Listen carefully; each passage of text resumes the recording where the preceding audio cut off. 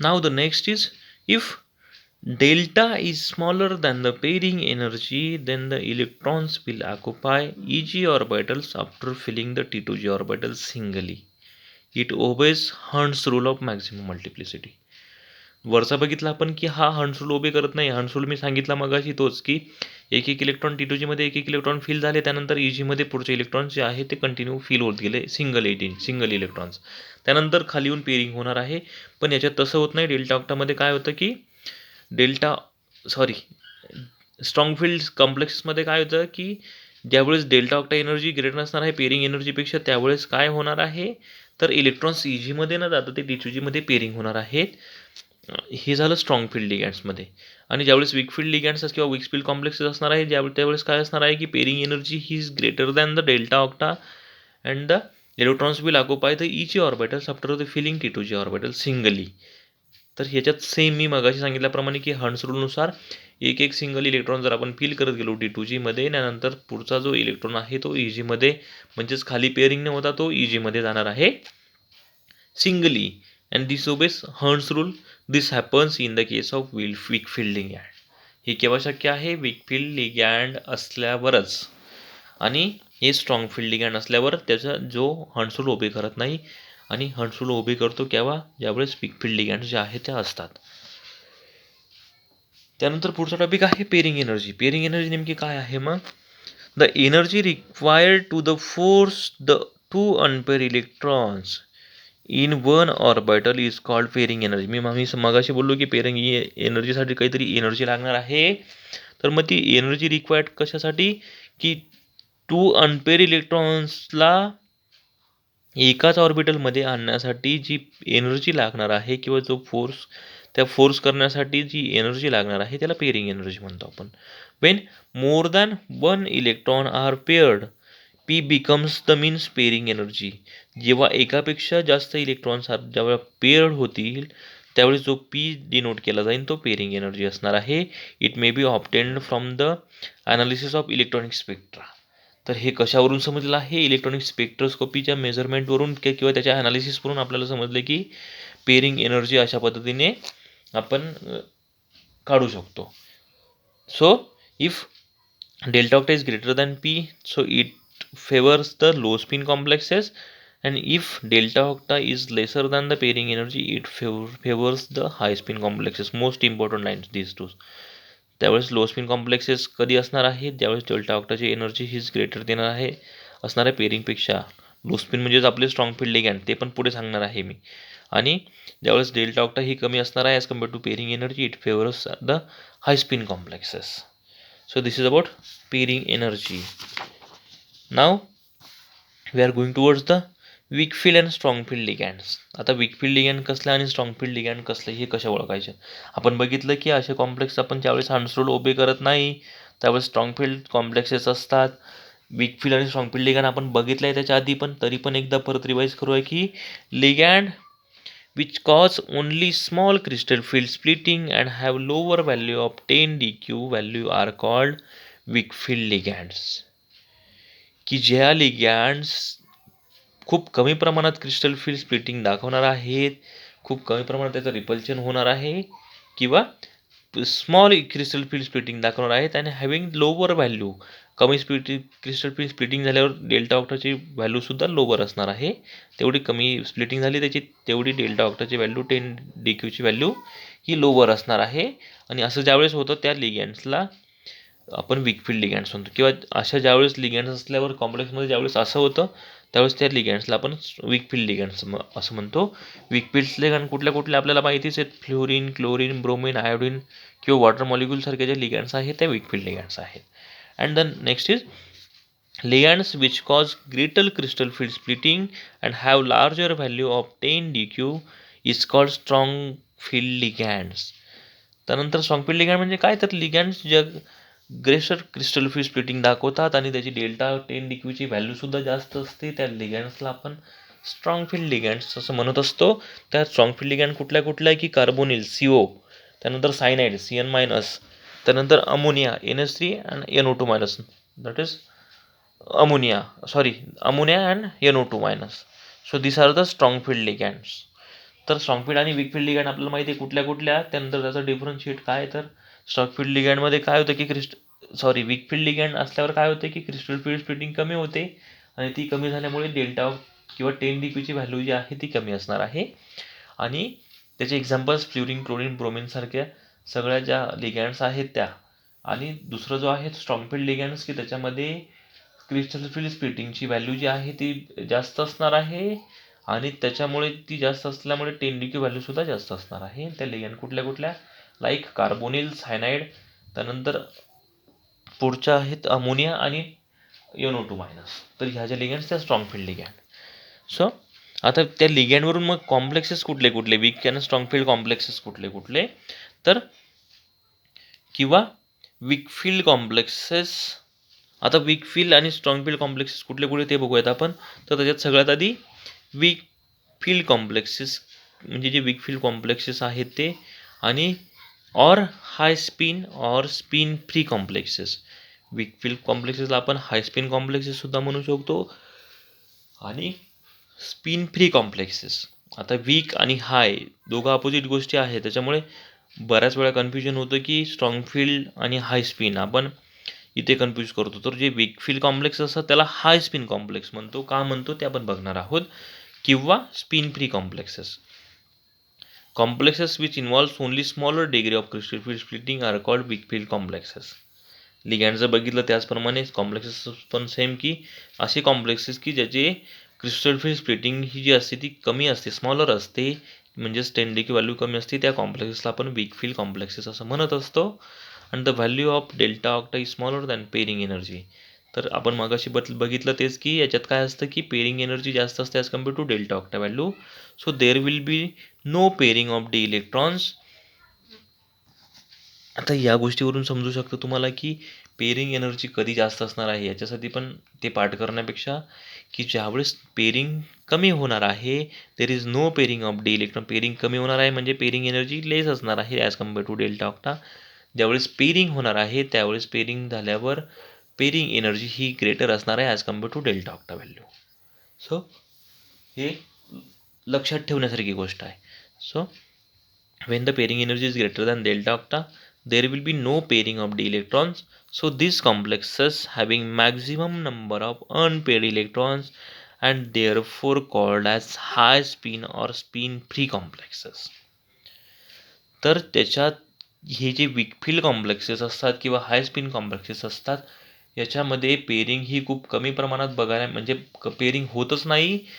Number of unpair electrons जे आहे ते ग्रेटर असतात आणि number of unpair electrons maximum असल्यामुळे त्याला आपण हाय स्पिन म्हणजे स्पिन एक सिंगल अनपेअर इलेक्ट्रॉन म्हणजे वन स्पिन. आपण जर स्पिन पकडला तर मग नंबर ऑफ अनपेअर इलेक्ट्रॉन्स जे आहे ते मॅक्झिमम असल्यामुळे त्याचा स्पिन जो असणार आहे तो हाय असणार आहे आणि म्हणून त्याला आपण हाय स्पिन ऑर्बिटल्स म्हणतो.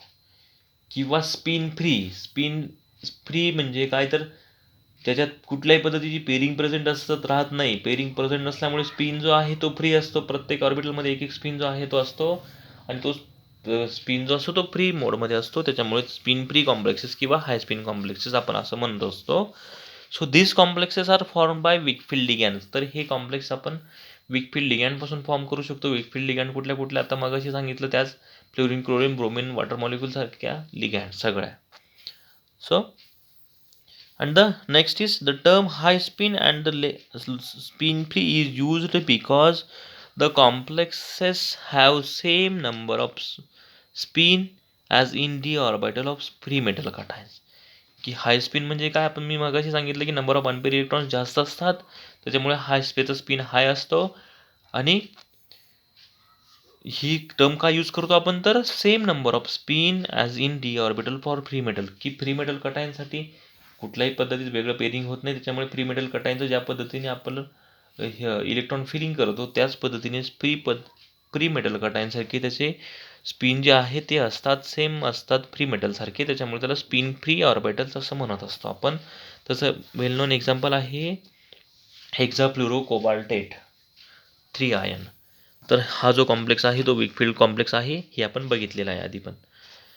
For such complex, delta octa is lesser than pairing energy. Such complexes are formed by weak field ligands and generally less stable.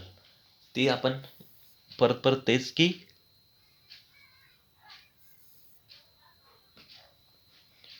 Delta ऑक्टाची G value असते ती कमी असते as compare to pairing energy, आणि ती value कमी असते त्यावेळेस त्याच्यात वीक फील्ड लिगॅंड्स जास्त त्या प्रेझेंट असतात. पण महत्त्वाची लाईन शेवटची की ज्यावेळेस अशा पद्धतीच्या वीक फील्ड लिगॅंड्स असतात, ज्यावेळेस पेरिंग एनर्जी ही जास्त असते as compare to delta octa value, त्यावेळेस ते जे कॉम्प्लेक्सेस असतात ते लेस स्टेबल असतात. त्याची स्टेबिलिटी जी असते ती लेस असते as compare to strong field complexes. तर ही महत्त्वाची गोष्ट इथे. आणि पुढचं आहे स्ट्रॉंग फील्ड लिगॅंड्स किंवा स्ट्रॉंग फील्ड कॉम्प्लेक्सेस, किंवा त्याला आपण लो स्पिन कॉम्प्लेक्स म्हणू शकतो किंवा स्पिन पेड कॉम्प्लेक्सेस. आता हा डिफरन्स बघा. वीक फील्ड कॉम्प्लेक्सेसच्या अपोजिट स्ट्रॉंग फील्ड कॉम्प्लेक्सेस. आपण बघितलं की वीक फील्ड कॉम्प्लेक्समध्ये लो स्पिन, त्याला आपण हाय स्पिन कॉम्प्लेक्सेस म्हणू शकतो. त्याच्या अपोजिट इथे लो स्पिन कॉम्प्लेक्सेस. आणि third one is spin free complexes होते कुठले, वीक फील्ड कॉम्प्लेक्सेस. आणि जे स्ट्रॉंग फील्ड कॉम्प्लेक्स आहे ते स्पिन पेड कॉम्प्लेक्सेस असं आपण म्हणतो. ते का म्हणतो ते बघूया आपण. तर ह्या कॉम्प्लेक्समध्ये नेमकं काय होतं की आपण मगाशी बघितलं त्याचप्रमाणे की याच्यात हा larger degree of crystal field splitting जी असते ती लार्जर असते as compare to weak field complexes, किंवा 10 DQ ची व्हॅल्यू जी असते ती हायर असते strong field कॉम्प्लेक्सेसमध्ये.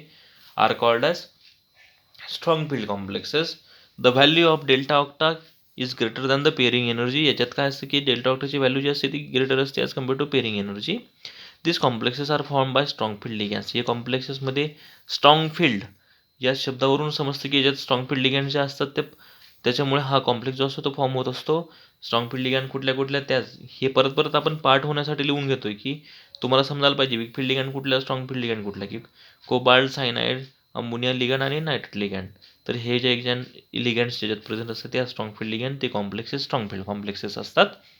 Such complexes contains less number of unpair electrons. आता त्याच्या अपोजिट की याच्यामध्ये काय होतं की नंबर ऑफ पेअरिंग वाढते स्ट्रॉंग फील्ड लिगॅंड्समध्ये. स्पिन जो असतो तो लो असतो. मग का लो असतो तर याच्यात, तर या कॉम्प्लेक्सेसमध्ये काय असतं की नंबर ऑफ अनपेअर इलेक्ट्रॉन जे आहेत त्या लेस असतात, आणि त्याच्यामुळे आपण नंबर ऑफ अनपेअर इलेक्ट्रॉन लेस असल्यामुळे त्याचा स्पिन जो आहे तो लो असतो, स्पिन कमी आपल्याला बघायला मिळतो. आणि स्पिन पेअर्ड, मागचा जो फ्री होता सिंगली एका ऑर्बिटलमध्ये एक एक इलेक्ट्रॉन सिंगली, डिजेनरेट ऑर्बिटलमध्ये इलेक्ट्रॉनची फिलिंग सिंगली होती. पण इथे पेअरिंग झाल्यामुळे काय होतं की स्पिन पेअर्ड होऊन जातो. म्हणजे म्हणून ह्या कॉम्प्लेक्सला पिन पेअर्ड कॉम्प्लेक्स म्हणतो, किंवा लो स्पिन कॉम्प्लेक्स म्हणतो, किंवा स्ट्रॉंग फील्ड कॉम्प्लेक्स म्हणतो. तिघंही एकच आहे, तिघांचा मिनिंग एकच आहे. नाव the next is these complexes having maximum number of paired electrons are called spin paired complexes. तेच की maximum number of paired electrons असतात त्याच्यामुळे स्पिन पेअर्ड कॉम्प्लेक्स आपण याला म्हणत असतो. The term low spin is used because this complexes having more number of pair electrons और spin. इलेक्ट्रॉन्सला spin आपण म्हणू शकतो. तर लो स्पिन आपण काय यूज केला तर याच्यात कॉम्प्लेक्सेसमध्ये काय नंबर ऑफ पेअर इलेक्ट्रॉन्स जे असतात ते मोर असतात than free metal cation. Free metal कटायनपेक्षा पेअरिंग जे असते ते मॅक्झिमम अमाऊंटमध्ये होत असते. त्यामुळे या कॉम्प्लेक्सला स्पिन पेअर कॉम्प्लेक्स म्हणतो, किंवा लो स्पिन कॉम्प्लेक्स म्हणतो, किंवा स्ट्रॉंग फील्ड कॉम्प्लेक्सेस असं म्हणत असतो. त्याचं एक्झाम्पल आहे हेक्सा अमोनियम कोबाल्ट कॉम्प्लेक्स. तर हे त्याचं अतिशय वेल नोन एक्झाम्पल आहे स्ट्रॉंग फील्ड कॉम्प्लेक्सेसचं. आपण जसं पुढच्या पुढच्या चॅप्टरमध्ये हे बघणारच आहोत. त्यावरून अजून हे कॉम्प्लेक्स कशा पद्धतीने strong field weak field complex कशावरून ठरवत असतो, ज्यावेळेस आपण डिटेलमध्ये बघू अजून त्यावेळेस तुमचं हे क्लिअर होईल. इथे फक्त तुम्हाला हे माहिती झालं एकदाचं, strong field ligand, weak field ligand, strong field complexes, weak field complexes, कुठल्या कुठल्या लिगॅंड्स आहेत स्ट्रॉंग, कुठल्या कुठल्या वीक लिगॅंड्स आहेत, spin, low spin, high spin, या सगळ्या गोष्टी इथे क्लिअर झाला तर मग पुढे आपण एक्झाम्पलमध्ये सरळ आपण सहजगत्या आपण ते एक्झाम्पल सोडवू शकतो. तर सगळं केलं क्रिस्टल फील्ड स्प्लिटिंगचा किंवा CFSE क्रिस्टल फील्ड स्टॅबिलायझेशन एनर्जीचा याच फॅक्टर्सवर डिपेंडंट आहे. स्ट्रॉंग फील्ड किंवा weak field ligands, low spin, high spin, spin paired, spin free, या सगळ्या गोष्टीवरच आपले पुढचं जे लेक्चर किंवा पुढचं चॅप्टर जे आहे ते अवलंबून आहे. So this is example of strong field complexes or low spin complexes or spin paired complexes. So in this case delta octet is greater than P. Such complexes are generally formed by strong field ligand, are generally more stable. तर delta octa याच्यात काय असतं, delta ऑक्टाची जी value असते ती greater असते as compare to pairing energy. And ते strong field लिगॅंडने हे कॉम्प्लेक्सेस फॉर्म होत असतात आणि हे मोर स्टेबल कॉम्प्लेक्सेस असतात. आपण मग अशी जे बघितले वीक फील्ड कॉम्प्लेक्सेस ते लेस स्टेबल असतात as compare to strong field ligands किंवा strong field complexes. So these complexes are more stable.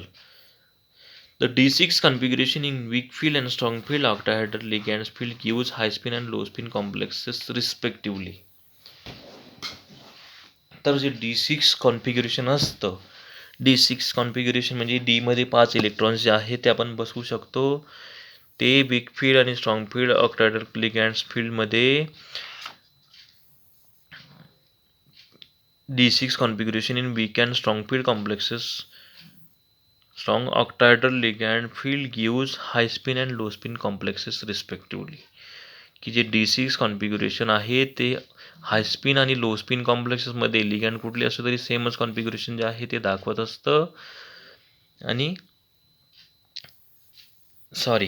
D6 जे कॉन्फिग्युरेशन आहे वीक फील्ड आणि स्ट्रॉंग फील्ड ऑक्टाहेड्रल लिगॅंड्सचं ते हाय स्पिन आणि लो स्पिन कॉम्प्लेक्सेस जे आहे ते दाखवत असतं रिस्पेक्टिव्हली. की वीक फील्ड लिगॅंड असल्यावर तो हाय स्पिन कॉम्प्लेक्स दाखवणार आहे आणि स्ट्रॉंग ऑक्टाहेड्रल फील्ड लिगॅंड असल्यावर तो लो स्पिन कॉम्प्लेक्स जो आहे तो दाखवणार आहे.